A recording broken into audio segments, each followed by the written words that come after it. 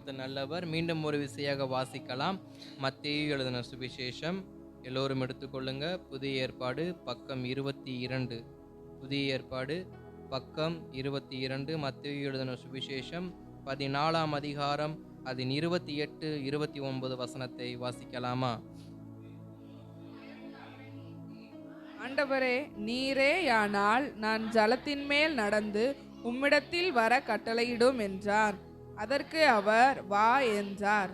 அப்பொழுது பேதுரு படவை விட்டு இறங்கி இயேசுவினிடத்தில் போக ஜலத்தின் மேல் நடந்தான். ஆமென். அல்லேலூயா. ஆமென். இந்த வார்த்தை நமக்கு நன்றாக தெரிந்த ஒரு வார்த்தை. அல்லேலூயா. ஆமென். நாம் வாசித்ததான இந்த வேத வார்த்தை பேதுருவுக்கும் இயேசு கிறிஸ்துவுக்கும் இடையே நடந்ததான ஒரு பேச்சு வார்த்தையை தான் நம்ம அங்கே என்ன பண்ணுறோம், நம்ம பார்க்குறோம். நமக்கு நன்றாக தெரியும், இயேசு கிறிஸ்து 5 அப்பங்களையும் 2 மீன்களையும் வைத்து 5000 பேரை போஷித்த பிறகு 12 கூடை நிரம்ப மீன்களை சீஷர்கள் கரத்தில் மீதம் இருக்கிறது. அப்பொழுது இயேசு சொல்லுகிறாரு, நீங்கள் அக்கறைக்கு என்ன பண்ணுங்க, நீங்கள் புறப்பட்டு போங்க, நான் பின்பு என்ன பண்ணுறேன், நான் வரேன், நீங்கள் முந்தி போங்கன்னு சொல்லி அவர்களை அனுப்பி வைக்கிறார்.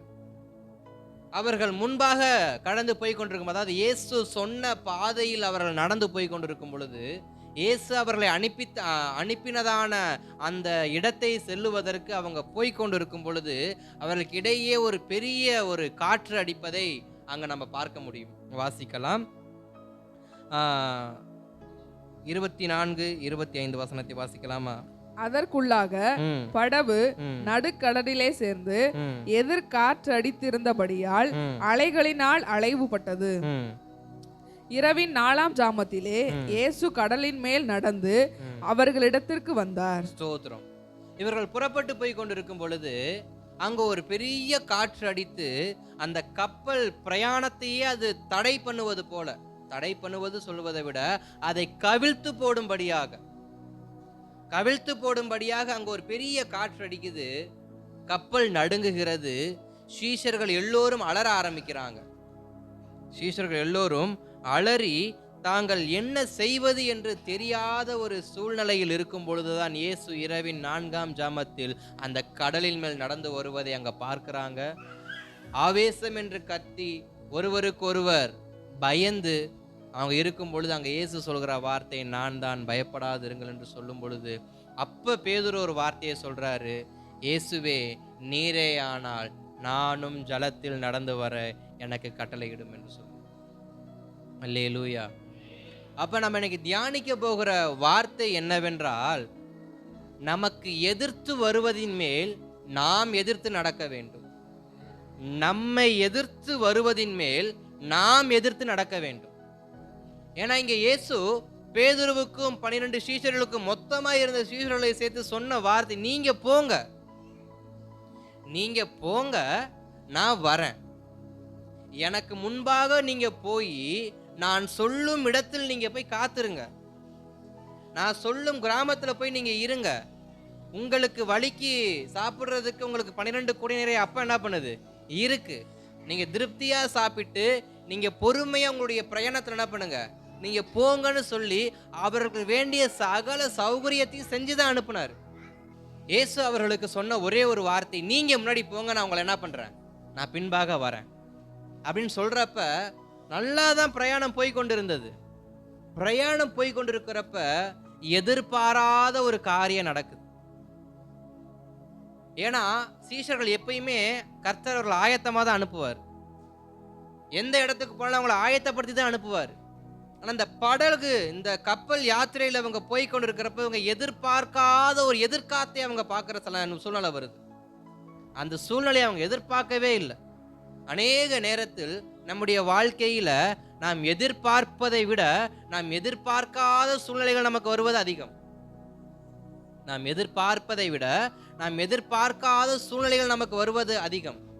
அப்படி சூழ்நிலைகள் வரும் பொழுது நாம் என்ன செய்கிறோம் என்பது நமக்கு ரொம்ப முக்கியம். இன்றைக்கு அதை தான் நம்ம தியானிக்க போகிறோம். நாம் எதிர்பார்க்காத நேரத்தில் வரக்கூடிய சூழ்நிலையை நாம் எப்படி மேற்கொள்ள போகிறோம். ஏன்னா பேதுருவுக்கும் தெரியாது, சீஷர்களுக்கும் தெரியாது, இப்படி ஒரு பலத்த காற்று அடிக்கணும் அவங்களுக்கு தெரியாது. அவங்க நினைச்சது புசிப்புக்கு தேவையான அப்பங்களும் மீனும் இருக்கு, பிரயாணத்துல படுத்து தூங்க நல்ல கப்பல் இருக்கு, ஒரு பிரச்சனையும் இல்ல, நல்ல ஒரு பிரயாணம் தான். ஆனா எதிர்பாராத ஒரு சூழ்நிலை வருது. எதிர்காற்று அடித்து அவர்கள் வாழ்க்கை தலைகீழாக மாறும்படிக்கு ஒரு காற்று என்ன பண்ணுது, அடிக்குது. இப்படிப்பட்ட நம்மை கவிழ்க்கும்படி காற்று அடிக்கும் பொழுது நாம் என்ன செய்வது? சாதாரண காத்து அடிச்சுச்சுனாக்க எதையாவது ஒரு ஓரமா நிக்கலாம், இல்லை எதிர்த்து போராடலாம். ஒரு பலமான காத்து அடிக்கிறப்ப ஒரு மரத்தை பிடிச்சிக்கலாம், மரத்தையே தூக்குற அளவு காத்தடிக்கிறப்ப என்ன செய்யறது? அப்ப காற்று அதனுடைய தன்மையை, அதன் வேகத்தை அதிகரிக்க அதிகரிக்க அதிகரிக்க அதற்கு முன்பாக எதிர்த்து நிற்க யாராலையும் முடியாது. அந்த காற்று அவர்களுக்கு பலவீனத்தை ஏற்படுத்தும். நமக்கு முன்பாக வரக்கூடிய எதிர்பாராத சூழ்நிலைகள் நம்மை சோர்ந்து போக தான் வைக்கும். சில சூழ்நிலைக்கு நம்ம ஆயத்தமா இருக்கலாம், ஆனா அந்த சூழ்நிலை நமக்கு நடக்காது. ஆயத்தமே இல்லாம இருப்போம், அதுதான் நடக்கும். அதுதான் சீஷர்களுக்கு நடந்தது. அப்ப அவர்கள் செஞ்ச ஒரே ஒரு காரியம் என்னன்னா, அலறினார்கள், கத்தினார்கள், கூப்பாடு போடல, பயந்தார்கள். இந்த சத்தத்தை எல்லாம் கேட்டுதான் இயேசு இரவின் 4ஆம் ஜாமத்துல நடந்து வராரு. அப்ப 12 சீஷர்களை ஒருவர் மாத்திரம் ஒரு வார்த்தையை சொல்றாரு. என்ன வார்த்தையை சொல்றாரு? நான் நடக்கட்டுமா? நான் நடக்கட்டுமா? எதுல நடக்கட்டுமான்னு அவர் கேட்கிறாரு. பிரச்சனைக்கு மேல நான் நடக்கட்டுமா? என்னைய மூழ்கடிக்க நினைத்த சூழ்நிலை மேல நடக்கட்டுமா? என்னை இந்த கடல் தான் என்னை மூழ்கும்படி பெரிய அலைய கொண்டு வந்துச்சு, இதன் மேல நான் நடக்கட்டுமா? நம்ம கேட்கணும். பிரச்சனையின் மேல நடக்க நம்ம பழகணும். எதிர்பாராத சூழ்நிலைகள் வந்தாலும் நடக்க பழகணும். ஏன்னா எத்தனையோ தேவ மனிதர்கள், தேவனுக்கு முன்பாக பலமாய் செயல்பட்டவங்க, சூழ்நிலைகள் தலைகளாய் மாறும் பொழுது அவர்கள் நடப்பதை விட ஒளிந்து கொள்வது நல்லதுன்னு நினைக்கிறாங்க. ஆனா இங்க பேதுரு சொல்றது, காற்று நின்று போயிற்று, கடலுடைய காற்று நின்று போயிற்று, சேதங்கள் இல்லை. ஆனா பேதுரு கேட்டது, நான் இதன் மேல நடக்க ஆசைப்படுறேன், இதன் மேல நடக்க ஆசைப்படுறேன், நடந்து வரட்டுமா? அப்ப இயேசு சொன்னார், நீ வா. இயேசு சொன்ன வார்த்தை, நீ வா. அப்ப பிரச்சனைகளும் எதிர்பாராத சூழ்நிலையில் வரக்கூடியதான எதிர்காற்றுகளையும் நாம் நடந்து போய் அதை மேற்கொள்ள அதிகமாய் பழகணும். ஓடக்கூடாது, எதிர்த்து நிற்கணும், எதிர்த்து போராடணும். எதிர்த்து போராட போராட போராடதான் அதன் பலவீனத்தை நாம் உணர முடியும். ஏன்னா வேதம் சொல்லுகிறது, அந்த பிசாசானவனுடைய தலையை அவர் என்ன பண்ணியிருக்கிறாரு, நசுக்கி இருக்கிறாரு. அவனுக்கு இருப்பதோ கொஞ்சோண்டு பலன். யாருக்கு இருப்பது? சத்துருவுக்கு இருப்பது கொஞ்சோண்டு பலன். தலையை வெட்டி போட்டதான ஒரு சரீரத்திற்கோ, ஒரு விலங்குக்கோ, ஒரு உயிரினத்துக்கோ எவ்வளவு நேரம் பலன் இருக்கும்? கொஞ்ச நேரம் தான் பலன் இருக்கும். அதனாலதான் வேதம் சொல்லுது, அவன் தலையை நசுக்கினார். இயேசு பிசாசின் தலையை நசுக்கினார்னு வேதம் சொல்லுது. நசுக்கப்பட்ட தலையோடு அவன் எவ்வளவு உபத்திரவத்தை கொடுக்க முடியும், அல்லது எவ்வளவு போராட்டங்களை கொடுக்க முடியும், அல்லது எவ்வளவு எதிர்ப்புகளை கொடுக்க முடியும்? கொஞ்சம்தான். நசுக்கப்பட்டவனால் கொஞ்சம்தான் நமக்கு உபத்திரவத்தை கொடுக்க முடியும். ஆனா நசுக்கினவரால அதிகமான பலனை நமக்கு கொடுக்க முடியும். அவன் தலையை நசுக்கினபடியினால் அவருக்கு அதிகமான பலன் உள்ளது. யாருக்கு? இயேசு கிறிஸ்துவுக்கு எவ்வளவு பலன் உள்ளது என்றால், சத்ருவை நசுக்கி அவன் தலையை நசுக்கிற அளவுக்கு அவருக்கு பலன் உண்டு. நசுக்கப்பட்டவனால் வரக்கூடியதான உபத்திரவத்தை நாம் பார்த்து கொண்டிருக்கிறோம். நசுக்கினவர் ஒருவர் நின்று கொண்டிருக்கிறார். அவனுடையதான பலனை பலவீனமாய் மாற்றின ஒருவர் நிற்கிறார். அப்ப நாம செய்ய வேண்டிய ஒரு காரியம், நமக்கு முன்பாக நிற்கிற இயேசுவை நோக்கி, நான் வர ஆயத்தமா இருக்கிறேன், என்னை நடத்தி கொண்டு போங்கப்பா. ஏன்னா அந்த ஜலத்தின் மேல் இயேசுனுடைய பாதம் பட்ட உடனே, அந்த கடலின் மேல் இயேசுவின் பாதம் பட்ட உடனே கொந்தளிப்பு அடங்கியது, பெரிய பெரிய அலைகள் அடங்கியது. பலத்த காற்று தன்னுடைய வேகத்தை குறைத்தது. அப்ப இயேசுவின் பாதம் ஒரு இடத்தில் படும் என்றால் அங்கு எவ்வளவு பெரிய கீழ்காற்றும் எவ்வளவு பெரிய சுழல் காற்றும் அடித்தாலும் அது அமைதியாய் மாறிவிடும். பேதுரு கேட்டது அதை தான் கேட்டாரு. என் பாதமும் இப்படிப்பட்ட சூழல் மேல் படணும், நான் என்ன செய்யணும்? நீ வா.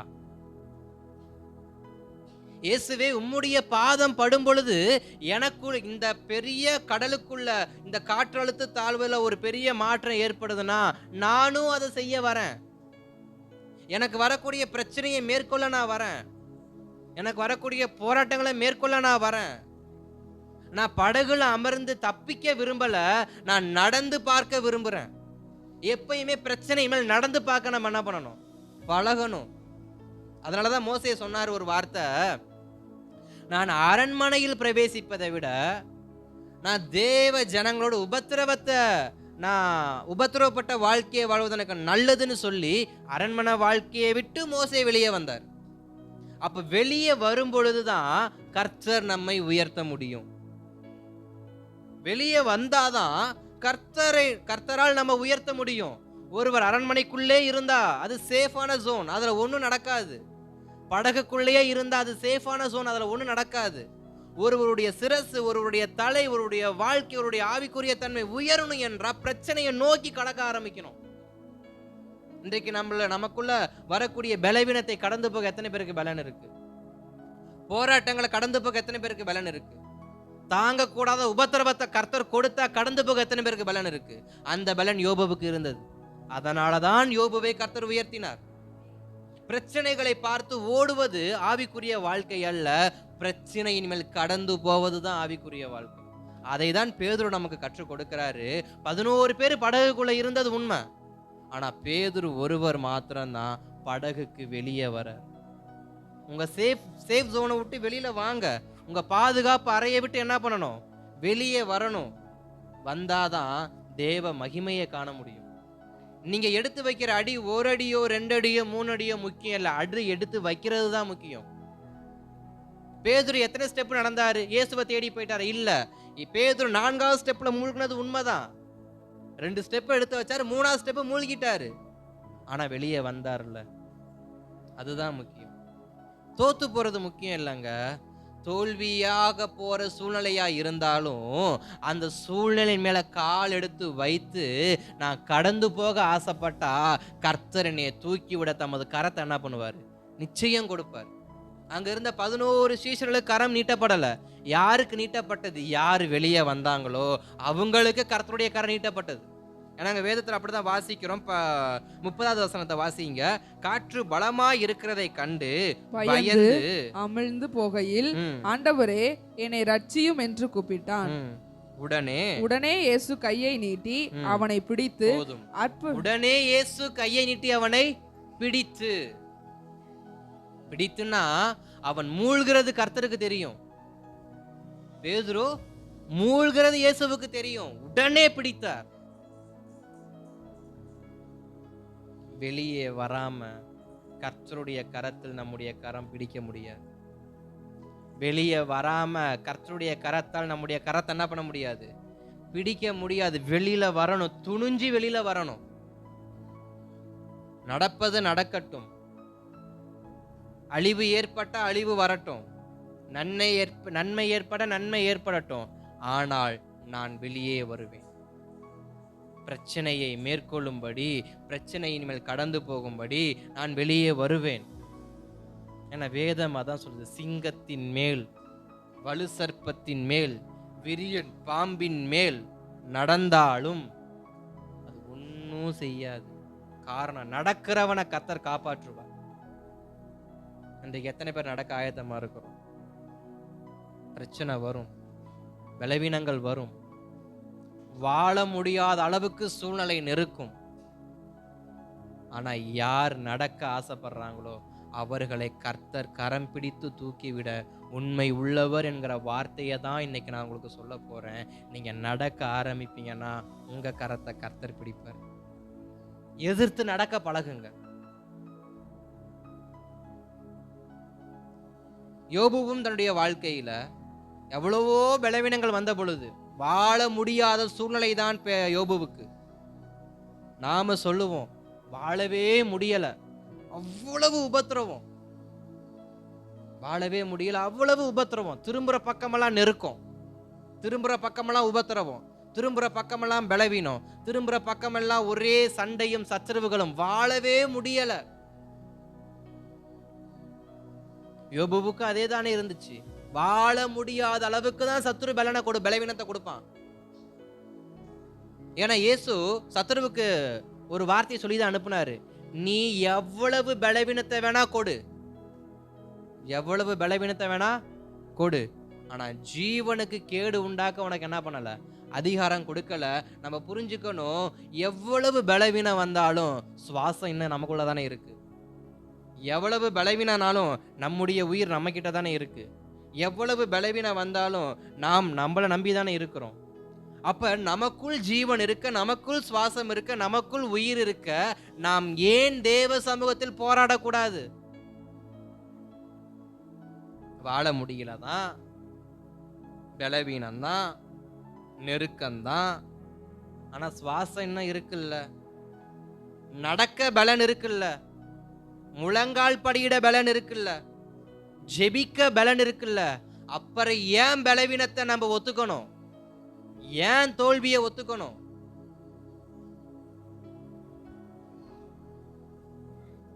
யார் வெளியில வராங்களோ அவங்களதான் கர்த்தர் கரத்தில் எடுப்பார். நாம அடங்கி ஒளிந்து இருக்கிற வரைக்கும் நம்மளை கர்த்தர் பயன்படுத்த மாட்டாரு. வெளியில வரணும். அததான் மொர்தெகாய் எஸ்தருக்கு சொன்ன வார்த்தை, நீ வெளியில வா, நீ உள்ள இருக்கிறத விட வெளியில வா. ஆபிரகாமுக்கு இயேசு கொடுத்த ஒரே வார்த்தை அதுதான், நீ வெளியில வா. ஆபிரகாமை பார்த்து சொன்ன வார்த்தை, நீ இருக்கிற இடத்தை விட்டு என்னப்பா வெளியில வா, நான் உன்னை பயன்படுத்துறேன். நாம் இருக்கிறதான சூழ்நிலையில் இருந்து இயேசுவை நோக்கி நாம் வெளியே வருவோம் என்றால் நம் கரத்தை அவர் பிடித்து நம்மை நடத்துவதற்கு அவர் போதுமானவர். 1000 பேர் நம்மை சுற்றி இருந்தாலும் நாம் வெளியே வருவோம் பொழுது, நாம் வெளியே வரும் பொழுது நமது கரத்தை அவர் பிடிப்பார், நம்மை தூக்கி விடும்படி, உடனே தூக்கி விடும்படி. எத்தனை பலவீனங்கள், போராட்டங்கள், எத்தனை ஆழத்தை நோக்கி போறோம் என்பது முக்கியமல்ல, தூக்கிவிட கர்த்தருடைய கரம் இருக்கு என்ற விசுவாசத்தோடு பேதுரு கால் எடுத்து வச்சார். பேதுருக்கு நடக்கிற ஆசை இருந்துச்சு, ஆனா இயேசுவை பிடிச்சிருவாரான்னு கேட்டா தெரியாது. இயேசுவை பேதுரு பிடிப்பாரானா தெரியாது, ஆனா நடப்பாரு. நாம் நடந்தோம் என்றால் நம்மை பிடிக்க இயேசுவின் கரம் என்ன பண்ணும், நம்மை தேடி வரும். அல்லேலூயா.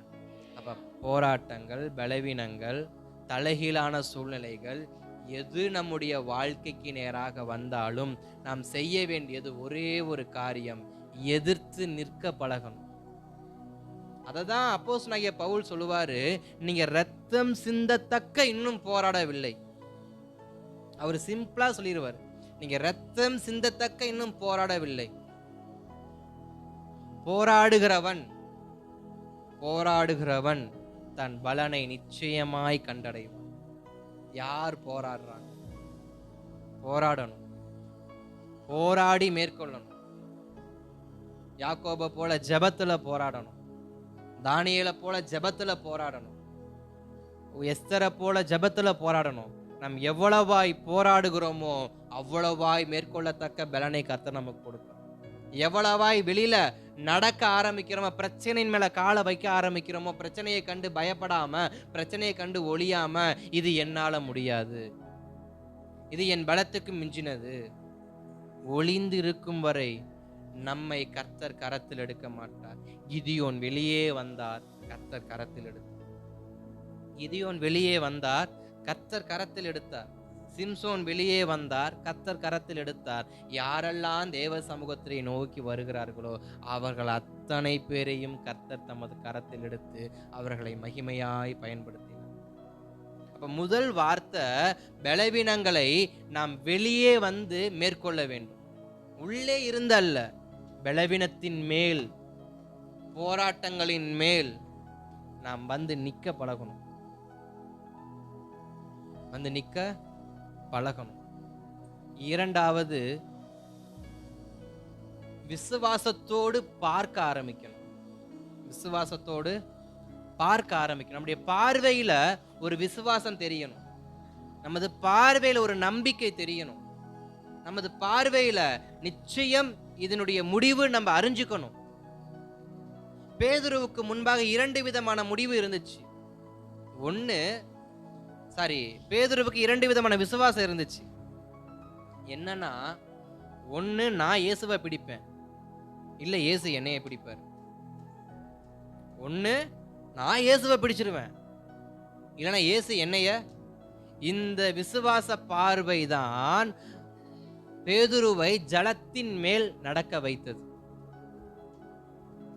அந்த எதிர்த்து வந்த அந்த பெரிய அலையின் மேல் பேதுருவின் பாதம் பட 2 விஷயம். ஒண்ணு, நான் இயேசுவை பிடிப்பேன், இல்ல இயேசு என்னைய பிடிப்பார்.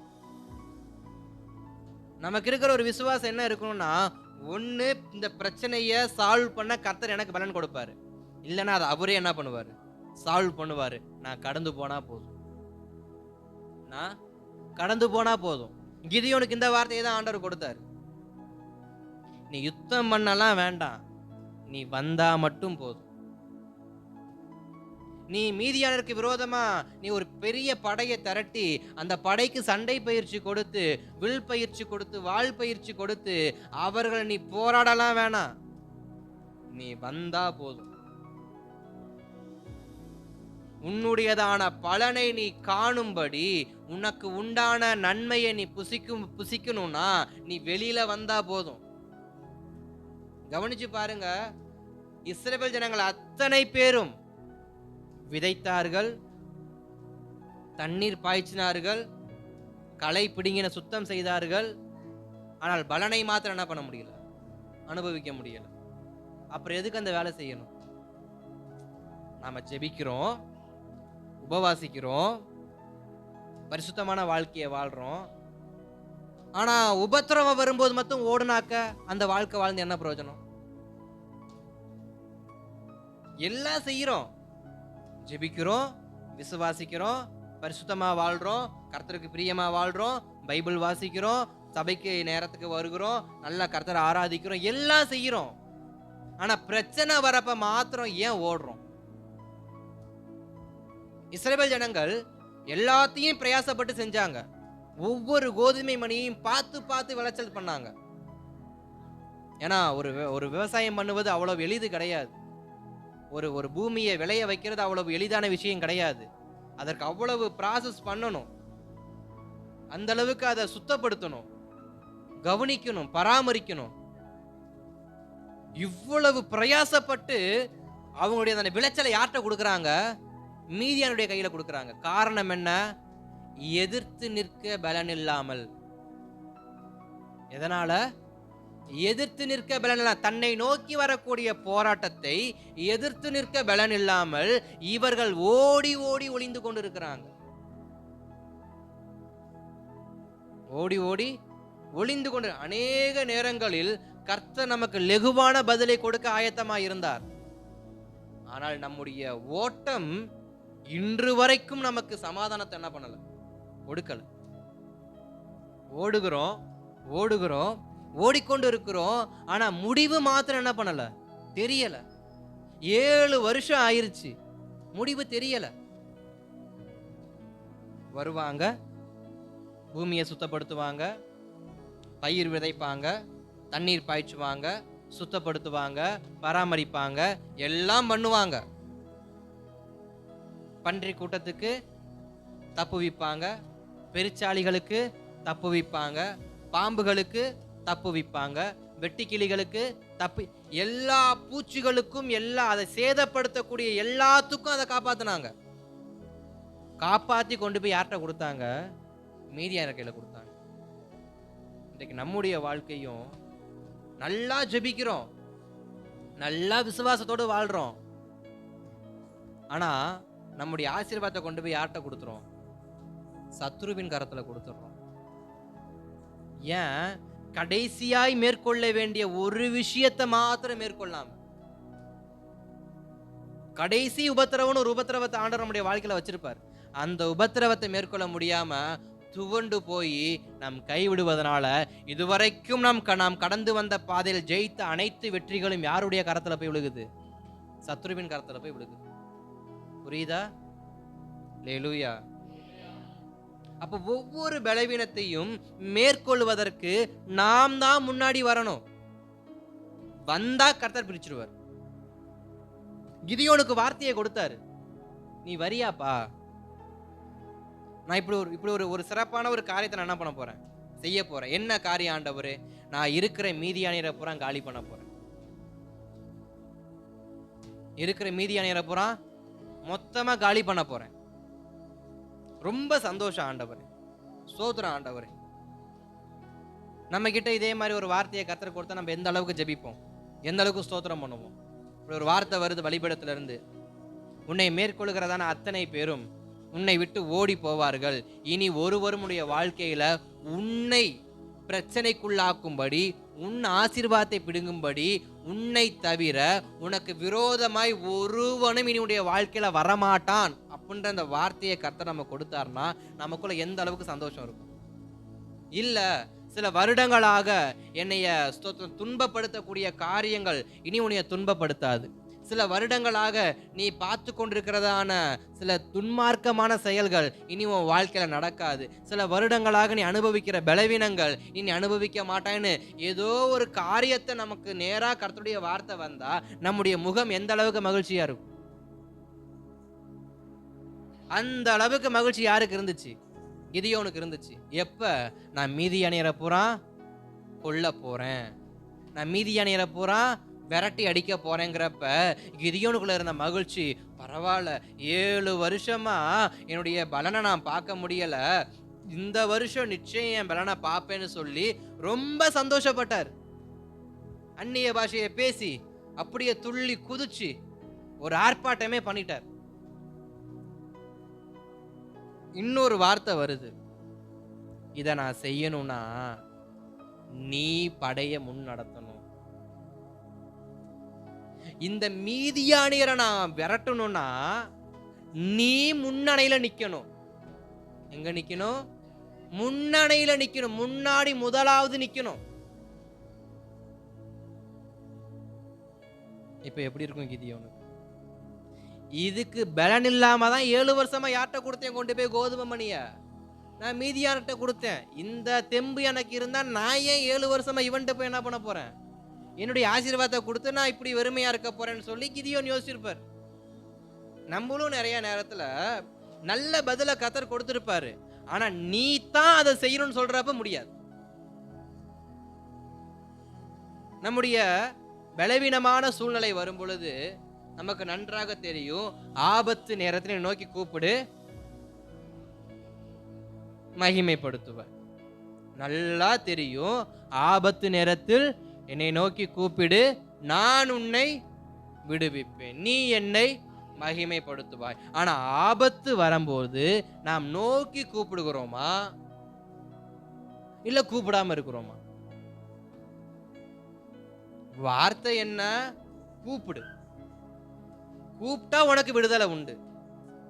முன்னணியில நீ வந்தன்னா உனக்கு விடுதலை உண்டு. நீ வெளியே வந்தனா உனக்கு விடுதலை உண்டு. நீ உள்ள இருந்துகிட்டு விடுதலையை கேட்டா விடுதலை என்ன பண்ண முடியாது, கொடுக்க முடியாது.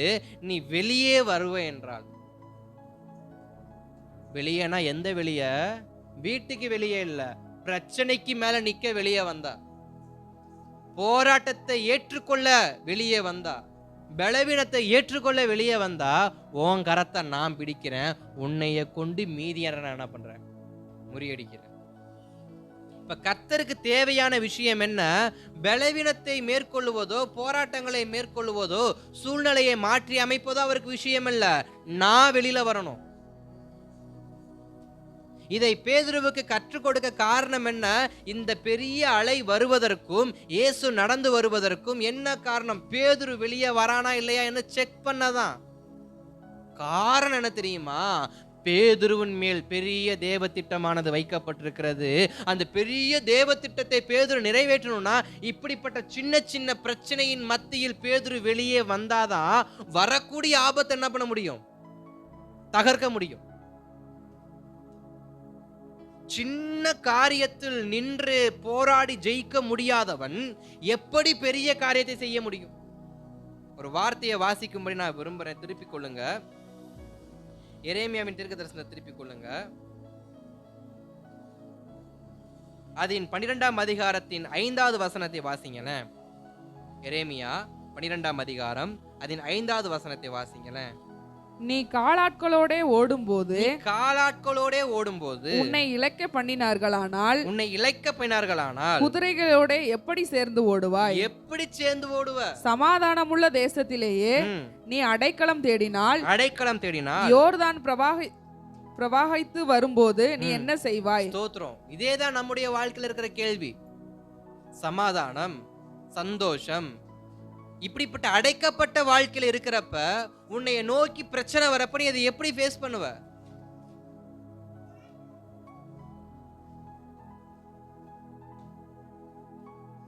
அப்ப அன்பை தேடுறவங்க, சமாதானத்தை தேடுறவங்க, நிம்மதியை தேடுறவங்க எதை தேடுறாங்க? அடைக்கப்பட்ட வாழ்க்கை.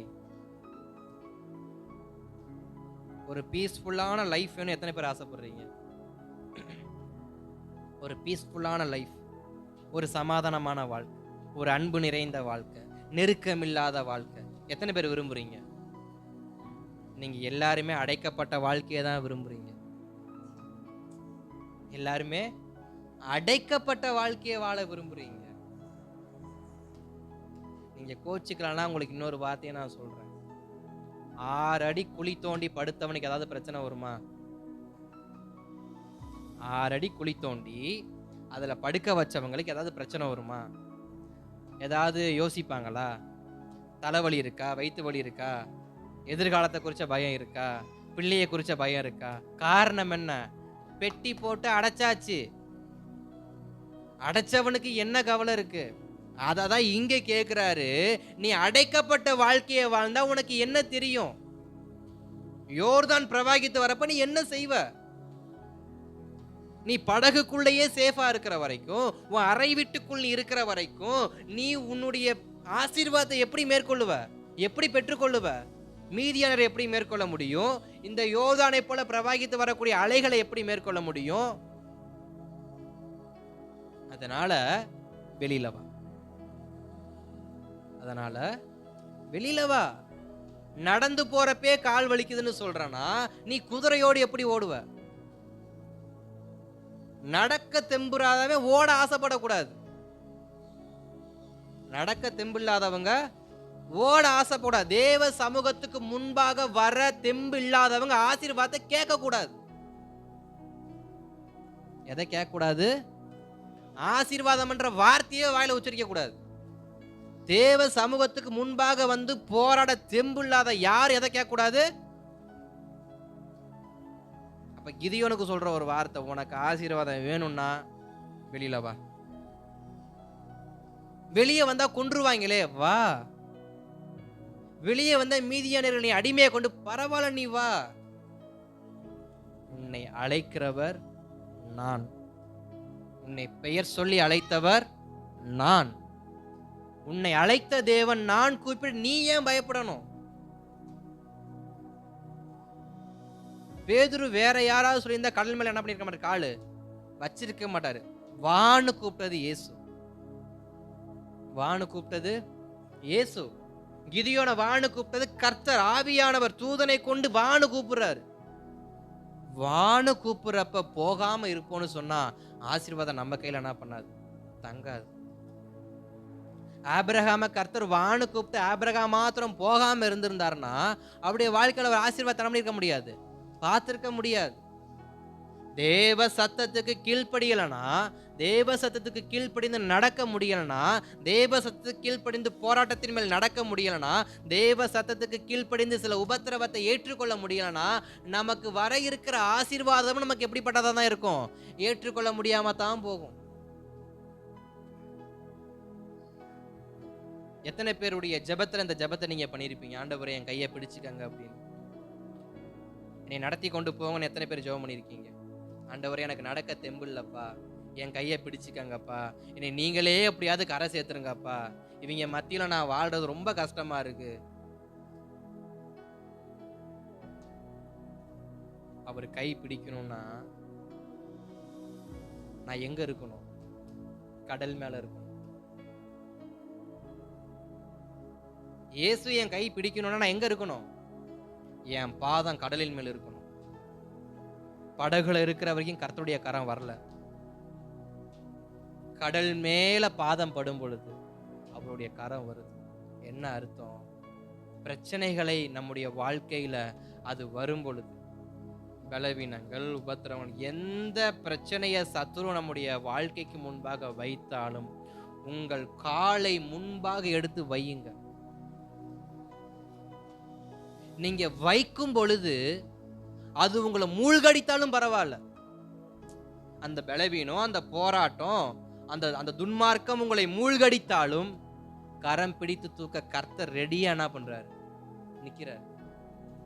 அனுபவம் இல்லாத ஒருவரை கர்த்தர் எந்த இடத்திலையும் பயன்படுத்துவது கொஞ்சம் கஷ்டம்தான். ஏன்னா நீங்க யூதேயாவுக்கும் சமரியாவுக்கும் எருசலேமுக்கும் சாட்சிகளா இருப்பீர்கள்னு சொன்னா என்ன இங்க உருவாக்கணும்? சாட்சிய உருவாக்கணும். சாட்சியை உருவாக்கணும். பிரச்சனை மேல நடந்தாதான் சாட்சி உண்டாகும். சாட்சி எப்ப உண்டாகும்? ஒரு நெருக்கம் வருது, அந்த நெருக்கத்தை மாத்தணும்னு ஜெபிச்சாதான் அது சாட்சியா மாறும். அது வந்தா வந்துட்டு போகுது. நான் பாட்டுக்கு என் வேலையை பார்க்கறேன்னா சாட்சி உருவாகாது. சாட்சி உருவாகணும்னா போராடணும். போராடினால் சாட்சி நிச்சயம் வெளிப்படும்.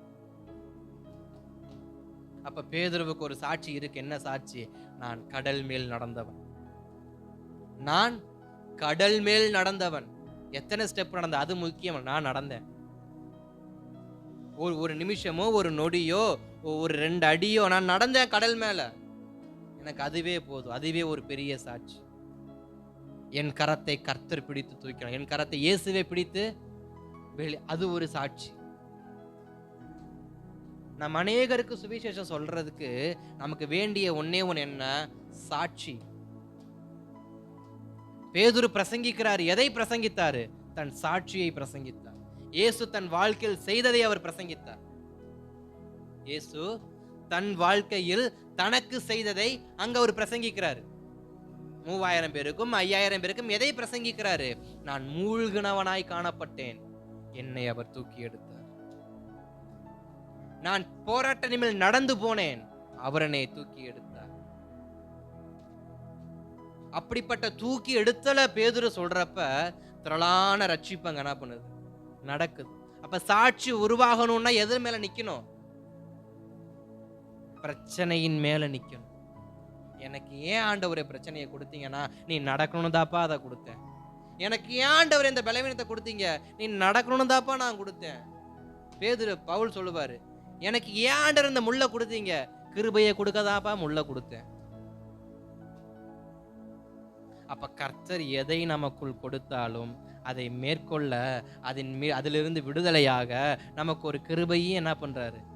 கொடுக்கிறாருங்கிறத மறந்துடக்கூடாது. அப்ப இரண்டாவது, கர்த்தர் என் கரத்தை பிடிக்கணும் அப்படின்னா என் பாதம் பிரச்சனையின் மேல இருக்கணும். அதுக்கு எனக்கு என்ன வேணும்? விசுவாசம் உள்ள பார்வை வேணும். விசுவாசம் உள்ள ரெண்டே விசுவாசம். ஒண்ணு, என்ன அவரு பிடிக்கணும், இல்ல அவர் என்ன பிடிக்கணும். நான் அவரை பிடிக்கணும், அவர் என்ன பிடிக்கணும். அவ்வளவுதான். ஒண்ணு ஜெயிக்கணும், இல்ல மரிக்கணும். ஜெயித்தா சாட்சி, மரித்தாலும் சாட்சி தான். ஸ்தேவான் மரித்தான், அவன் சாட்சியாய் மாறினான். கர்த்தருக்கு முன்பாக நிற்கிறவன் வாழ்ந்தாலும் சாட்சி தான், மரித்தாலும் சாட்சி தான். ஆனா நிக்கணும், அதுதான் முக்கியம். வெளியில வந்து நிக்கணும். அப்படிப்பட்ட ஒரு ஸ்தேவானை போல நிக்கணும், பேதுருவை போல நிக்கணும். நின்னாலே சாட்சிங்க. உங்களுக்கு வர சாட்சி என்ன வேணும்? பிரச்சனைகளை நில்லுங்க. உங்களுடையதான கண்ணீர் வத்துற அளவுக்கு சத்துரு உங்களை அழுக வைக்கிறானா? நில்லுங்க. உங்களுடையதான அந்த கோபத்தை கண்ட்ரோல் பண்ண முடியாத அளவுக்கு சத்துரு உங்களை வெறுப்பேத்தி பார்க்கறானா? நில்லுங்க. எவ்வளவு பண்ணுவியோ பண்ணு, நின்னு பாருங்க. கர்த்தருடைய கரம் வந்து என்ன பண்ணும்? உங்களை பிடிக்கும். அதுக்கு என்ன வேணும்? விசுவாசமுள்ள பார்வை. இரண்டாவது, விசுவாசமுள்ள பார்வை.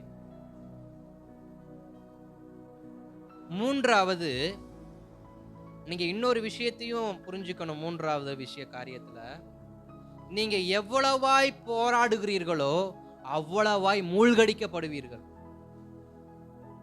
மூன்றாவது, எவ்வளவாய் போராடுகிறீர்களோ அவ்வளவாய் மூழ்கடிக்கவும் படுவீர்கள். பேதுரு வேகமா வந்தாரு, ஆனா சத்ரு உடனே அவரை மூழ்கடித்தார். அப்ப போராட்டத்தை மேற்கொண்ட உடனே வெற்றி கிடைச்சிருமா? இல்ல. கிதியோன் எடுத்த உடனே மீதியானரை மேற்கொண்டாரா? இல்ல. அவர்களுக்கு முதலாவது கர்த்தர் எதை கொடுக்கிறாரு? பலகீனமான இருதயத்தை பலப்படுத்தும்படி.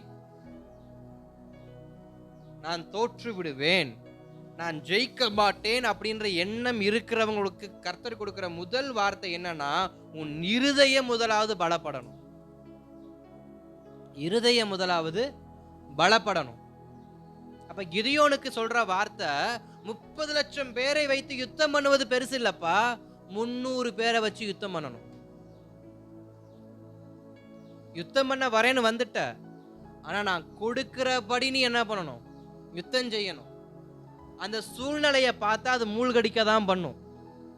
கிதியோனுக்கு தெரியும், 30 லட்சம் பேர் இருக்கிற இடத்துல 300 பேர் இருக்கிறாங்க. 300 பேரை வச்சு யுத்தம் பண்ணாக்க கண்டிப்பா யுத்தத்தில் என்ன பண்ண முடியாது? ஜெயிக்க முடியாது. தோல்வியின் முகத்தை சந்தித்தே தீர வேண்டும் என்பது கிதியோனுக்கு நல்லா தெரியும். ஆனா கிதியோன் யுத்தம் பண்ண போனார். மூன்றாவது, மூழ்கினாலும் பரவாயில்லை, நடந்து போக துணிச்சலா இருக்கும். மூழ்கினாலும் பரவாயில்லை, நான் தோத்தாலும் பரவாயில்ல. ஓடுகிற எல்லோரும் ஜெயித்து விடுவாரான்னு கேட்டா கண்டிப்பா கிடையாது.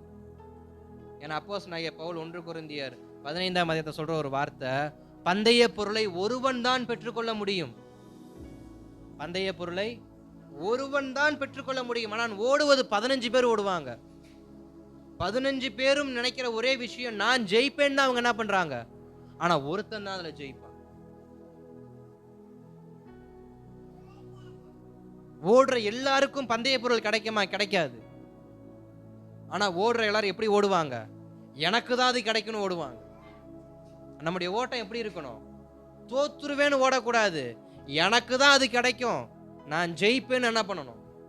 ஓடணும்.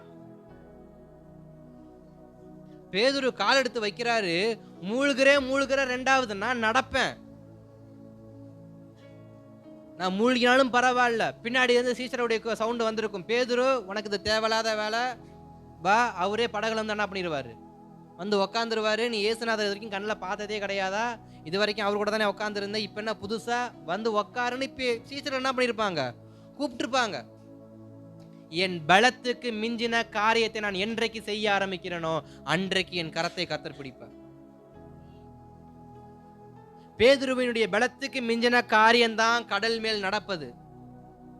பேதுருவின் விசுவாசத்துக்கு மேலுள்ள காரியம்தான் கடல் மேல் நடப்பது. இதுவரைக்கும் பேதுரு செய்யாத ஒரு காரியம் செய்ததுதான் கடல் மேல் நடந்தது. ஆனா வந்த வார்த்தையோ, வேண்டாம், போகாத, இது உனக்கு ஆகாத வேலை, நீ தெரியாத பாதையில் நடந்துகிட்டு இருக்கிற அப்படின்னு அநேகருடைய வார்த்தை வந்தாலும் பேதுரு செஞ்ச ஒரே ஒரு வார்த்தை, நான் நடப்பேன். ஏன்னா எனக்கு முன்பாக இருப்பது யாருன்னா மனுஷன் அல்ல, என்னை ரட்சித்தவர் எனக்கு முன்பாக இருக்கிறார், எனக்காய் ரத்தம் சிந்தினவர் எனக்கு முன்பாக இருக்கிறார், எனக்காக அடி வாங்கி என்னுடைய பாவத்தை மன்னித்து எனக்கு விடுதலையை கொடுத்த, உலகத்தை காக்க வந்த உலகத்தின் இரட்சகராம் இயேசு எனக்கு முன்பாக இருக்க நான் எதற்கு பயப்படணும்? அவரை தேடி நான் செத்தாலும் சாகுறேன், ஆனா அவரை தேடாம என்ன பண்ண மாட்டேன்? சாக மாட்டேன். மூன்றாவது ஒரு காரியம் நடக்கணும். எங்க நடக்கணும்னா மூழ்குவேன்னு தெரிஞ்சும் நடக்கணும். தோத்துருவேன்னு தெரியும், ஆனாலும் நான் ஓடுவேன். இந்த விசுவாசமான வாழ்க்கையில நான் ஜெயிக்கிறதுக்காக நான் ஓடலைங்க, அவரை பார்க்கும்படி நான் ஓடுறேன். பந்தய பொருளை பெற்றுக்கொள்ளும்படி நான் ஓடலைங்க, இந்த பந்தயத்தை ஜெயிக்கும்படி நான் என்ன பண்றேன்? ஓடுறேன். எப்படியாவது நான் ஓடி ஜெயிச்சிடணும், எப்படியாவது ஓடி நான் என்னுடைய பந்தய பொருளை பெற்றுக்கொள்ளணும். இதை நான் தடுக்கிறதுக்கு எத்தனை பேர் வந்தாலும் நான் ஓடுவேன், நான் ஓடுவேன், நான் ஓடுவேன், நான் ஓடுவேன், நான் ஓடுவேன், நான் ஓடிக்கொண்டே இருப்பேன். அப்ப நம்மளுடைய வாழ்க்கை கர்த்தருக்கு நேராக எப்பொழுது எப்படிப்பட்ட வாழ்க்கையா இருக்கணும்? ஓடுகிற வாழ்க்கையாவே இருக்கும். தேடணும், ஒவ்வொரு நாளும் தேடணும். இயேசுவே எங்க இருக்கிறீங்க, எங்க இருக்கிறீங்க, எங்க இருக்கிறீங்க தேடணும். அவரை கண்டுபிடிப்பது எவ்வளவு அரிதான காரியமா இருந்தாலும் தேடி போகணும். இயேசுவினுடைய கரத்தை பிடிப்பதற்கு முன்பாக எவ்வளவு பெரிய அக்கினி சூளை இருந்தாலும் போகணும். போனாதான் கண்டுபிடிக்க முடியும். விடுதலை வேண்டும் என்றால் நடக்க பழகணும். இயேசு கரத்தை பிடிக்கணும்னா நடக்க பழகணும். மூழ்குவேன்னு தெரிஞ்சாலும் நடக்க பழகணும். நடக்க பழகாம ஒருவராலையும் ஜெயிக்க முடியாது. ஒருவராலையும் ஆவிக்குரிய அந்த பந்தய பொருளை பெற்றுக்கொள்ளவும் முடியாது. அல்லேலூயா, அல்லேலூயா. அப்ப பேதுருவுக்கு இயேசுநாதர் கற்றுக் கொடுக்கிற ஒரு விஷயம் என்ன? பேதுருவை இதற்கு அப்புறம் நீ சந்திக்க போகிற உபத்திரவம் பெருசு. நான் இருக்கிறப்ப வர உபத்திரவத்தை விட நான் இல்லாத காலத்துல நீ பார்க்க போற உபத்திரவம் அதிகம். வரக்கூடிய காலம் கொடிய காலம், வரக்கூடிய நாட்களை சம்பவிக்க போற சம்பவங்கள் கொடிய சம்பவங்கள். அந்த சம்பவங்களுக்கு நீ தப்பிக்கணும்னா இன்றைக்கு நான் இருக்கும் பொழுது நீ சில பலவீனங்கள் மேல் நடந்து பழகிக்கோ. நான் இருக்கும் போதே, என் கரம் நீட்டப்படும் பொழுதே எதிர்த்து நிற்க பழகிக்கோ. ஏன்னா ஒருவர் எதிர்பார்க்காத ராக்காலம் என்ன பண்ணுது? வருது. ஒருவர் எதிர்பார்க்காத மகா உபத்திரவ காலமானது ஒன்று வருகிறது. அப்படிப்பட்ட உபத்திரவ காலத்துக்கு தப்பிக்கணும்னா தேவக்காரன் நீட்டப்படும் பொழுதே நாம் பழகி கொள்ளணும். உபத்திரவத்தின் மேல் நடந்து போவதற்கு, உபத்திரவத்தின் மேல் நடந்து போவதற்கு காப்பாற்றுகிற கரம் இருக்கும் பொழுதே நாம் அனைத்தையும் செய்து முடித்து தீர வேண்டும். நீச்சல் பழகிற ஒரு நபர் நீச்சல் கற்றுக் கொடுக்கிற வரைக்கும் அவன் நீச்சல் பழகிக்கலாம். அதாவது அவனை கையில பிடிச்சு நீச்சல் கற்றுக் கொடுக்கிறதான அவருடைய தகப்பனோ நண்பரோ சகோதரனோ அவனுக்கு நீச்சல் பழகி கொடுக்க வாய்ப்பு இருக்கிறப்ப நீச்சல் என்ன பண்ணிக்கணும்? பழகிக்கணும். வாய்ப்பு இருக்கும் பொழுது பழகாமல், வாய்ப்பு இல்லாத நேரத்துல போராட்டம் வரும் பொழுது ஐயோ எனக்கு நீச்சல் தெரிஞ்சிருந்தா நான் இதை மேற்கொண்டிருப்பேனேன்னு சொல்லி என்ன பண்ணக்கூடாது? வருத்தப்படக்கூடாது. வாய்ப்பு இருக்கும் பொழுதே பழகி கொள்ள வேண்டும். நமக்கு பலன் இருக்கும் பொழுதே சில உபத்திரவங்களை கடந்து போக கற்றுக்கொள்ளணும். எரேமியாவுக்கு சொன்ன அதே வார்த்தை தான். உனக்கு இப்போ பலன் இருக்கு, உனக்கு இப்போ பலன் இருக்கும் போதே நீ ஓடி ஓடி பழகிக்க. நடக்காத ஓடு, சோர்ந்து போகாத ஓடு, அச்சப்படாம ஓடுன்னு சொல்லி எரேமியாவுக்கு சொன்ன அதே வார்த்தை தான் நமக்கும் வருகிறது. நீ நடந்து கொண்டு இருக்கிற, நீ ஓடுற காலம் ஒண்ணு வருது. நீ ஓடுற காலம் ஒண்ணு வருது. அன்னைக்கு என்ன பண்ணுவ? இன்றைக்கு சமாதானமா இருக்கிற, யோர்தான் பிரவாகித்து வருகிற காலம் ஒண்ணு உனக்கு இருக்கு. அப்ப என்ன பண்ணுவ? இன்னைக்கு கர்த்தர் நமக்கு சகல அனுகூலமான வாசலை கொடுத்திருக்கிறாரு. கர்த்தர் பதில் கொடுக்காத ஒரு மௌனமான காலம் வரும். அன்னைக்கு என்ன பண்ணுவோம்? நம்ம வேதம் சொல்றது, இமை பொழுது என்ன பண்ணேன்? கைவிட்டேன். கர்த்தர் கைவிடுகிற நேரம் ஒண்ணு வரும். அப்ப என்ன பண்ணுவோம்? கர்த்தர் நமது ஜபத்துக்கு பதில் கொடுக்காம அமைதியா இருக்கிற காலம் வரும். அப்ப என்ன பண்ணுவோம்? பின்வாங்கி போயிருவோமா? ஜெபிக்காம போயிருவோமா? ஆலயத்துக்கு வராம போயிருவோமா? இதெல்லாம் நடந்து கொண்டு இருக்கு. இன்னைக்கும் பதில் கிடைக்கலையா? அவ்வளவுதான். பின்வாங்கி போயிடுறது. அற்புதம் நடக்கலையா, பின்வாங்கி போயிடுறது. அற்புதம் நடக்கிறப்ப மட்டும்தான் அநேகர் கர்த்தரை என்ன பண்ணிக்கிறோம், இறுக்கமா பிடிச்சுக்கிறோம். மூழ்கிற சூழ்நிலை வந்தா நம் பலத்தை காண்பித்து ஓடிடுறோம். நம்முடைய பலத்தை காண்பித்து ஓடிடுறோம். அதனாலதான் ஆண்டவர் சொல்றார், நீ நடக்கிறப்பா, நீ ஓடுற காலம் வரும், நீ ஓடுற காலம் வரும். சீஷர்களுக்கும் அதே தான் சொன்னார், நீங்க எல்லோரும் பின்வாங்கி போகிற காலம் உண்டு.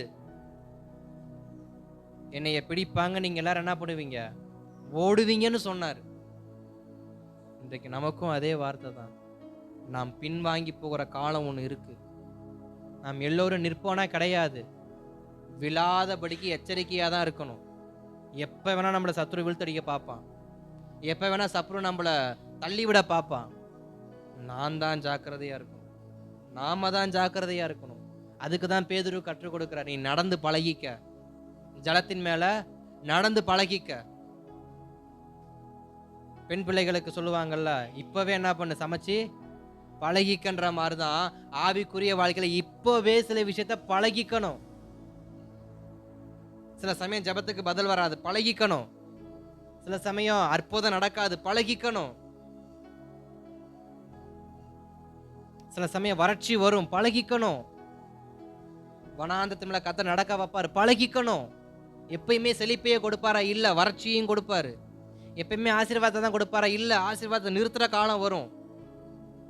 பழகிக்கணும், பழகிக்கணும். 12 கூட நிறைய அப்பம் இருந்து ஏன் நடந்து வராரு, அடுத்து வரக்கூடிய போராட்டம் அவருக்கு தெரியாது. பழகிக்கணும்.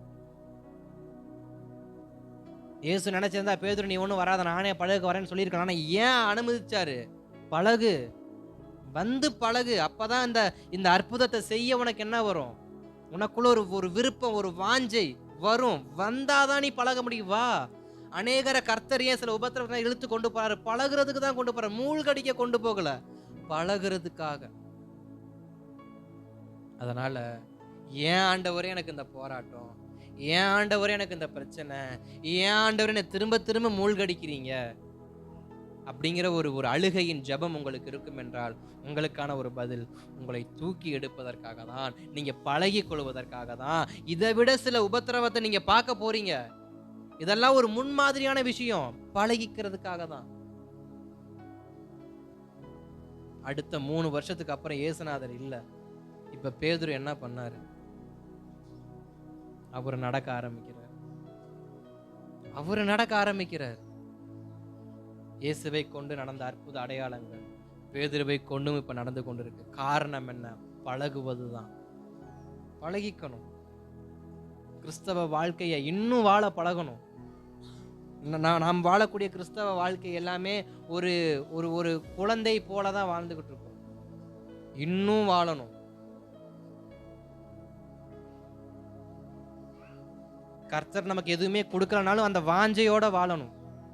வைராக்கியத்தை என்ன பண்ணணும், காண்பிக்கணும். ஆனா இன்றைக்கு நமக்கு கர்த்தருடைய சமூகத்துல சாட்சி சொல்வதற்கு கூட என்ன பண்றது இல்லை, வாஞ்சையாக இருப்பது. கர்த்தர் செஞ்ச நன்மைய சாட்சியா சொல்ல கூட நமக்கு என்ன இல்லை, வாஞ்சை இல்லை. நம்முடைய வாஞ்சை எந்த அளவு இருக்கு, நம்முடைய தாகம் எந்த அளவுக்கு இருக்கு, நம்முடைய எதிர்பார்ப்பு எந்த அளவுக்கு இருக்கு, அதை பொறுத்தே கர்த்தர் நம்மை ஆசீர்வதிக்கிறார். அவனவன் அளக்கிறபடிதான் அவனவனுக்கு என்ன பண்ணும், அளக்கப்படும். நான் எதையும் அளக்காம எனக்கு மாத்திரம் என்னுடைய கலசம் நிறையா எனக்கு தானியம் வரணும், வராது. 7 வருஷம் பஞ்ச காலத்துல நீ சேர்த்து, உன்னுடைய ஆசீர்வாதமான காலத்துல நீ சேர்த்து வச்ச தானியம் தான் உன்னைய பஞ்ச காலத்துல காப்பாத்தும். யோசேப்பு அதை தான் எகிப்து கற்றுக் கொடுத்தார். உன்னைய கர்த்தர் ஆசீர்வதிக்கிறப்ப நீ சேர்த்து வச்சு பழகிக்க. உன்னைய கர்த்தர் திடகார்த்தமா வைக்கிறப்ப நீ ஜெபித்து பழகிக்க. ஜெபத்தை சேர்த்து வச்சு பழகிக்கங்க. தானியத்தை சேர்த்து வச்சாங்க, ஆசீர்வாதமா இருந்தப்ப சேர்த்து வச்சாங்க. சேர்த்து வச்சனாலதான் 7 வருஷம் பஞ்சம் வந்தப்ப திருப்தியா அவங்க சாப்பிட்டாங்க. பஞ்சத்துல ஒருத்தர் என்ன பண்ணல, சாகல. காரணம் என்ன? அதிகமா இருக்கும் பொழுதே சேர்த்து வச்சாங்க. திராணி இருக்கும் பொழுதே ஜெபித்து சேர்த்து வச்சுக்காங்க. ஜெபத்தை ஜெபித்து ஜெபித்து சேர்த்து வைங்க. வரக்கூடிய காலத்துக்காக ஜெபியுங்க, அதிகமா ஜெபியுங்க. நீங்க எவ்வளவுக்கு எவ்வளவு ஜெபிக்கிறீங்களோ அந்த ஜெபம் உங்களை பலவீனமான சூழ்நிலையில் என்ன பண்ணும்? காப்பாற்றும். பலவீனமான சூழ்நிலையில் நீங்க தள்ளப்படும் பொழுது அந்த ஜெபம் உங்களுக்கு உறுதுணையா இருக்கும். இப்படி பழக்கம் இல்லாத ஒரு விஷயத்தை திடீர்னு செஞ்சா யாருக்கு என்ன பண்ணாது? கிறிஸ்தவ வாழ்க்கை என்பது வரக்கூடிய காலத்துக்கு இப்பொழுதே ட்ரெயின் பண்ணிக்கிட்டு இருக்கிறாங்க. எதுக்கு நம்ம தேவ சமூகத்தில் உட்காந்து ஆராதிக்க பழகுறோம்? எதுக்கு நம்ம தேவ சமூகத்தில் ஆராதிக்கிறோம்? எதுக்கு இந்த பழக்கத்தை எல்லா ஜெபத்திலையும் வைக்கிறோம்? ஒரு குழந்தை பிரதிஷ்டையா இருக்கட்டும், அல்லது ஒரு ஆறுதல் கூட்டமா இருக்கட்டும், எல்லாத்துலேயும் தொடக்கம் முதல் முடிவு வரை எல்லா ஜெபத்திலையும் ஆராதனை என்கிற ஒரு பாடல், ஒரு ஆராதனை பகுதி எதுக்கு இருக்கு? நீங்க இங்க மகிமைப்படுத்துறது, நீங்க தேவ சமூகத்தை வந்து மகிமைப்படுத்துறது உங்க பாதுகாப்புன்னு தப்பா புரிஞ்சுக்காதீங்க. அது உங்க பாதுகாப்புக்காக அல்ல. பரலோகத்துல போய் நம்ம செய்ய போறதுக்கு இங்க ஒரு ஒத்திகை தான் நடந்துகிட்டு இருக்கு, வேற ஒண்ணும் கிடையாது. பரலோகத்துல போய் செய்ய போற ஒரே ஒரு வேளை தேவனை மகிமைப்படுத்துற மட்டும் தான். சேனையின் கர்த்தர் பரிசுத்தர் பரிசுத்தர் பரிசுத்தர் பரிசுத்தர் பரிசுத்தர். அதை இங்க சொல்லி பழகினாதான் அங்க போய் என்ன பண்ண முடியும். அதனாலதான் ஆராதனைக்கு வாங்கணும் கூப்பிடுறோம். பழக்கம் இல்லாமல் தேவ சமூகத்தில் எதையும் பெற்றுக்கொள்ள முடியாது. ஆராதிக்க பழகாமல் ஆராதனை வீரனாக மாற முடியாது. ஆராதிக்க பழக்கம் இல்லாமல் அந்தரங்கத்தில் எப்படி நீங்க தேவனை ஆராதிப்பீங்க? சபையில் ஆராதிக்க பழக்கம் இல்லாதவர்கள் அந்தரங்கத்தில் எப்படி ஆராதிப்பீர்கள்? நிஜமா எனக்கு இதெல்லாம் பார்க்கணும்னு ஆசையா இருக்கு. உங்க வீட்டு ஜெபத்துல பூந்து உங்களை ஆராதிக்க வச்சு பார்க்கணும்னு எனக்கு ஆசையா இருக்கு. ஒவ்வொருவரும் எப்படி கர்த்தரை ஆராதிக்கிறீங்க, எப்படி பாடுறீங்க, எப்படி மகிமைப்படுத்துறீங்கன்னு பார்க்க எனக்கு ஆசையா இருக்கு. ஆனா வாய்ப்பு தான் கிடைக்க மாட்டேங்குது. கண்டிப்பா ஒரு நாள் கிடைக்கும். இது உண்மை, சிரிக்க வேண்டிய விஷயம் இல்லை. கர்த்தருடைய ஆலயத்தில் ஆராதிக்க முடியாதவர்கள் அந்தரங்கத்தில் எப்படி நீங்க ஆராதிப்பீங்க எனக்கு தெரியல. எத்தனை பேர் ரெகுலரா தேவ சமூகத்தில் ஆராதித்து பழகுறீங்க? ஞாயிற்றுக்கிழமை ஆராதனையில எத்தனை பேர் ஆராதித்து பழகுறீங்க?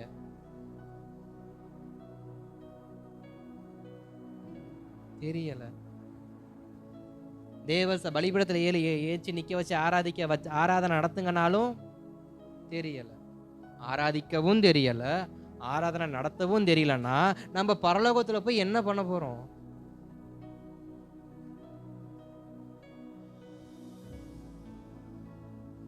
அல்லேலூயா. சபையில் நடக்கிற அத்தனை காரியங்களும் ஒரு ஒத்திகை தான். கிறிஸ்தவ வாழ்க்கை என்பது வரக்கூடிய வாழ்க்கைக்கு ஒத்திகை தான். அதை சரியா கற்றுக்கொண்டோன்னு சொன்னா அது மிகுந்த பிரயோஜனம் உள்ளதா என்ன பண்ணும்? மாறும். துதிக்க தெரியணும், பாட தெரியணும், ஆராதிக்க தெரியணும், ஜெபிக்க தெரியணும், பிரசங்கத்தை கேட்கவும் தெரியணும், பிரசங்கத்தை பண்ணவும் தெரியணும். கர்த்தருடைய வார்த்தைய கேட்கிறது அப்படின்னா நம்முடைய இருதயம் ஒரு விதமான தாகத்தை ஏற்படுத்தணும். செவி இல்லை, இருதயம். செவி வந்து எல்லாத்தையும் தான் கேட்கும். இந்த மைக்ல இருந்து வர சவுண்டையும் கேட்கும், குழந்தைங்க கொடுக்குற சவுண்டையும் அது கேட்கும், எல்லாத்தையும் கேட்கும். ஆனா பிரசங்கத்தை கேட்பது என்றால் செவிகளில் அல்ல, இருதயத்தில். ஏன்னா கர்த்தருடைய வார்த்தை எதுக்கு வேண்டும்? இருதயத்துக்கு வேண்டும். இருதயத்தின் ஆழத்திலிருந்து கர்த்தருடைய வார்த்தை என்ன பண்ணணும்? கேட்கணும். அப்ப எல்லாமே நமக்கு என்ன பண்ணணும்? தெரிஞ்சாதான் கர்த்தருடைய சமூகத்துல கர்த்தருடைய வார்த்தைய நம்முடைய காதுகள் என்ன பண்ணும்? கேட்கும். ஏன்னா சாமுவேலுக்கு அந்த பழக்கம் இல்லாததுனாலதான் ஏலிகிட்ட போய் என்ன பண்ணாரு? என்னை கூப்பிட்டீங்களா கூப்பிட்டீங்களா கூப்பிட்டீங்களான்னு கேட்டார். அப்பதான் ஏலி சொன்னார், நான் உன்னைய கூப்பிடலப்பா, உன்னைய கூப்பிட்டது வேற ஒருத்தர். அதனால அடுத்த முறை உனக்கு சத்தம் வந்துச்சுன்னா அந்த வார்த்தை நீ எப்படி கேட்டனா சொல்லும் அடியேன் கேட்கிறேன்னு சொல்லி என்ன பண்ணு. அப்ப கேட்கறதுக்கு நமக்கு ஒரு பழக்கம் என்ன பண்ணுது? தேவ சத்தத்தை கேட்டு பழகவே ஒரு பழக்கம் வேணும். ஜெபிக்க பழக்கம் வேணும், ஆராதிக்க பழக்கம் வேணும், எல்லாத்துக்கும் பழக்கம் வேணும். கர்த்தருடைய சத்தத்தை கேட்டும் பழக்கம் வேண்டும். அப்பதான் நாளைக்கு யாராவது தீர்க்கதரிசனம் சொன்னாக்க இது கர்த்தருடைய சத்தமா இல்ல மனுஷனுடைய சத்தமா என்ன பண்ண முடியும்? கண்டுபிடிக்க முடியும். அதனால தான் பிரசங்கத்தை என்ன பண்ணணும்? கேட்டு பழகணும். கர்த்தருடைய வார்த்தையை கேட்டு பழகினா தான் நாளைக்கு யாராவது திடீர்னு பேர் சொல்லி கூப்பிட்டாங்கன்னா கண்டுபிடிக்க முடியும். இவர் என்னத்தான் கூப்பிட்டாரா, இல்லை கர்த்தருடைய வார்த்தை எனக்கு தான் வந்துச்சா, இல்லை யாருக்கோ வந்ததை நான் பிடிச்சிட்டு சுத்துறேன்னு சொல்லி நமக்கு என்ன பண்ணும்? தெரிய வரும். சரி, இருக்கட்டும். கர்த்தர் நல்லவர். அப்ப பேதுருவை நடு கடல்ல கர்த்தர் நடக்க வைக்க கூப்பிட காரணம் என்ன? ஒரு பழக்கம் அவனுக்கு வேண்டும். பேதுருவுக்கு ஒரு பழக்கம் வேண்டும். என்ன பழக்கம்? இனி வரக்கூடிய உபத்திரவத்தை, இனி வரக்கூடிய போராட்டத்தை, இனி வரக்கூடிய பலவீனத்தை அவர் சரியான விதத்துல சுமூகமாய் கொண்டு போறதற்கு அவர் வெளியே வர வேண்டும். யாருடைய பாதம் வெளியே வருகிறதோ அவர்கள் கரங்கள் கர்த்தருடைய கரத்துல என்ன பண்ணும்? விழுகும் என்பது நிச்சயம். அல்லேலூயா, அல்லேலூயா. அப்ப நாம் செய்ய வேண்டிய காரியம் என்ன? வெளியே வரணும். நம்மை எதிர்த்து வர காரியத்தை நாம் எதிர்த்து போகணும். முதலாவது எதிர்த்து போக துணிச்சல் வேண்டும். இரண்டாவது விசுவாசமான பார்வை வேண்டும். மூன்றாவது மூழ்குவேன் என்று தெரிந்தாலும் துணிந்து என்ன பண்ணணும்? முன்னேறணும். காரணம், என்னையை பிடிக்க இயேசுவின் கரம் இருக்கிறது. என்னையை பிடிக்க இயேசுவின் கரம் இருக்கிறது. நான் காலாட்களோடு ஓடுகிறேன், நான் குதிரையோடு ஓடுற காலம் வரும். நான் இன்றைக்கு சமாதானமா இருக்கிறேன், நான் துக்கப்படுற காலம் வரும். இன்னைக்கு நான் ஆசீர்வாதமா இருக்கிறேன், நான் வெறுமையாக்கப்படுற ஒரு காலம் வரும். எனக்கு ஒரு பழக்கம் வேண்டும். எனக்கு ஒரு பழக்கம் வேண்டும். என்னுடைய இல்லாமையிலையும் நான் வாழணும். கிறிஸ்துவுக்கு முன்னாடி நான் இருக்கும்போதும் கிறிஸ்துவுக்கு முன்னாடி என்ன பண்ணணும்? வாழணும். அப்ப கிறிஸ்தவ வாழ்க்கை என்பது ஒரு பழக்கம். எதற்கு? பரலோகத்துக்கு நேராக நடந்து போவதற்கு. அல்லேலூயா, அல்லேலூயா. நம்ம அப்படியே ஜெபிக்கலாமா? நாம் யாவரும் அப்படியே கொஞ்ச நேரம் தேவ சமூகத்துல நாம் ஜெபித்து விட்டு நாம் அப்படியே நாம் ஸ்தோத்திரம்